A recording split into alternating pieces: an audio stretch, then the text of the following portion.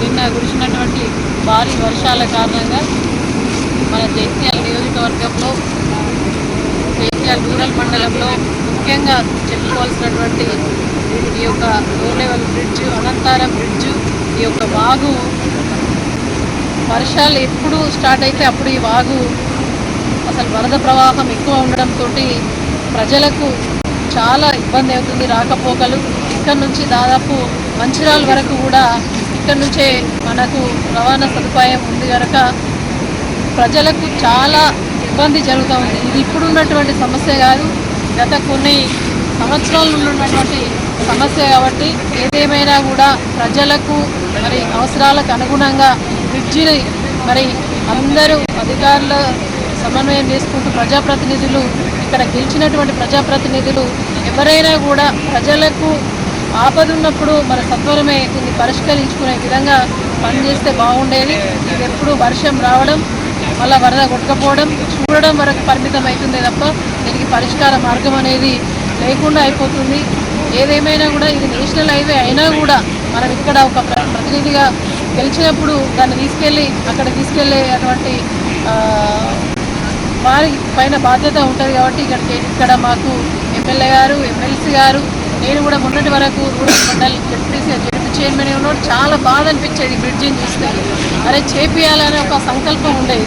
కానీ ఇప్పటికైనా కూడా మరి ప్రభుత్వాన్ని రిక్వెస్ట్ చేస్తూ ఉన్నాం, ఈ యొక్క బ్రిడ్జిను మరి హై లెవెల్ బ్రిడ్జ్ చేసి ఇక్కడ ఉన్నటువంటి ప్రజలకు ఉపశమనం కల్పించాలి. ఇక్కడ ఉన్నటువంటి కేవలం జైత్యాల జిల్లా ప్రజలకే కాదు, ఇక్కడ ఉన్నటువంటి మరి ఇటు ధర్మపురి కాన్స్టిట్యున్సీ అటు మంచిర్యాల ఈ డిస్టిక్లు అన్నీ కూడా దీనికి అనుసంధానంగా ఉంటాయి.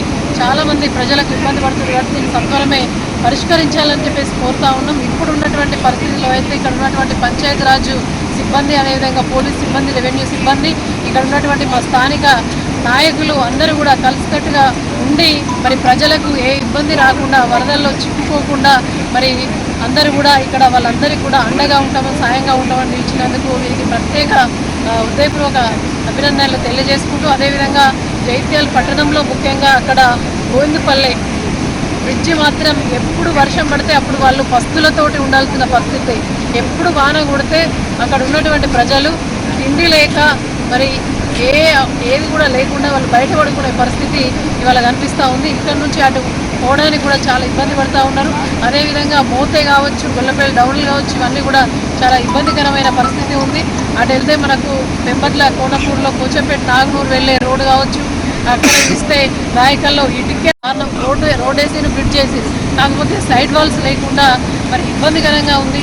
మినిమం సైడ్ వాల్స్ కట్టిస్తే అక్కడ ప్రజలకు రక్షణగా ఉంటుంది. రాత్రి పూట వాహనాలు నడిపేటప్పుడు కొంచెం మిస్ అయినా కూడా మరి ఆ యొక్క దాంట్లో పడిపోయే అవకాశం ఉంటుంది. కాబట్టి ఏదేమైనా కూడా ప్రజాపాలన అంటే ప్రజల యొక్క ప్రయోజనాల కోసం పనిచేసేటువంటి పాలనగా దాన్ని మరి సంబోధిస్తారు.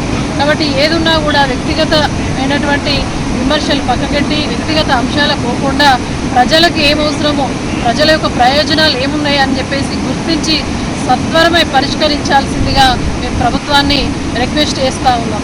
ఇక్కడ ప్రజలకు, జైత్యాల నియోజకవర్గ ప్రజలకు ఏ ఆపద వచ్చినా కూడా, ప్రతిపక్షంలో ఉన్నా కూడా బీఆర్ఎస్ పార్టీ తరఫున మేము, మా పార్టీ తరఫున మా పార్టీ నాయకులం అందరం కూడా ఏ ఆపద వచ్చినా కూడా అండగా ఉంటామని చెప్పేసి మా నియోజకవర్గ ప్రజలందరికీ కూడా మేము తెలియజేస్తూ ఉన్నాం.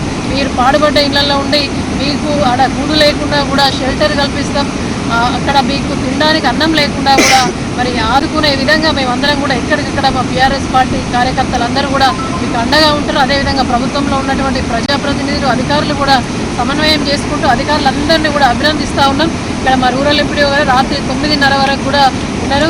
Really appreciative. ఎందుకంటే వాళ్ళందరూ కూడా అధికారులు అక్కడ చూస్తే మూల దగ్గర వాళ్ళు ఉన్నారు, పోలీసు కానీ అందరూ కూడా అధికారులు మరి పకడ్బందీగా ముందు కూడా ప్రజలకు అండగా ఉండాలని చెప్పేసి కోరుకుంటాను. ఎవరు ఫోన్ చేసినా కూడా ఇమీడియట్గా రెస్పాండ్ అయ్యి వాళ్ళకు మరి చర్యలు తీసుకోవాలని చెప్పేసి తెలియజేస్తాము.